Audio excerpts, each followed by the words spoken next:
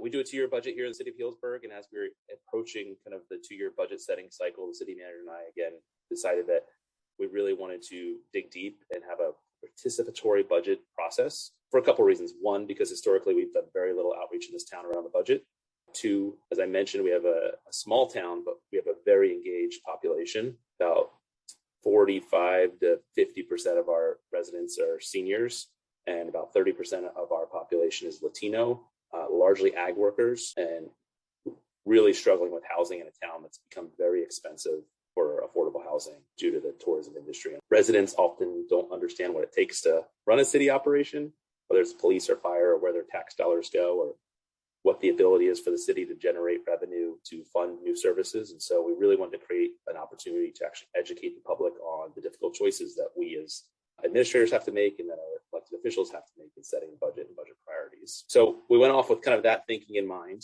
And as I mentioned, engaging our 30% Latino population was really important to us. So we actually created 2 versions of the same simulation, one in English and one in Spanish.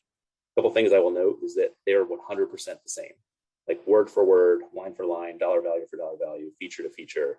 Everything we did in the English version, we did in the Spanish version of the simulation. We put the simulation out for about 8 weeks, starting in early February and going through to April 1st, basically.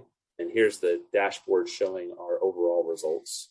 We had just under 400 total submissions to the survey. I think 112 of those were in Spanish. It was really important for us to hit our Latino population in town. Again, we have about 30% of our residents are Latino. They are mostly lower income, mostly ag workers, and definitely struggle with issues of affordable housing. It took a ton of effort, but it was worth it. It was worth it for a lot of reasons. One, we got feedback from that community that we have not heard before, and voices that typically don't participate in the public process because they don't feel they have access to it. And the things that we learned from that community were incredibly valuable in shaping some of our spending decisions for the upcoming budget. So we partnered with an organization in town. We have a nonprofit in town called Corazon Healdsburg. They're a nonprofit who's basically exists to support the Latino community in Sonoma County, and particularly here in Healdsburg. And we basically asked them to be our partner to get outreach for the survey. And so we said, we'll build the survey, we'll join you, we'll do whatever you think it takes to get out to the community to get people to participate, and we'll be by your side, but we need your help getting the word out. Because they provide a lot of services to our Latino speaking community, there's a lot of trust there, which we found was really important in terms of getting outreach and engagement. So we embarked on a whole series of things. We did 3 community meetings that were co-hosted with Corazon, where they were in English and Spanish, and we literally went line by line through the simulation in Spanish with an interpreter explaining what every category was, answering questions, and having folks with laptops in the room filling out the surveys as we were presenting them.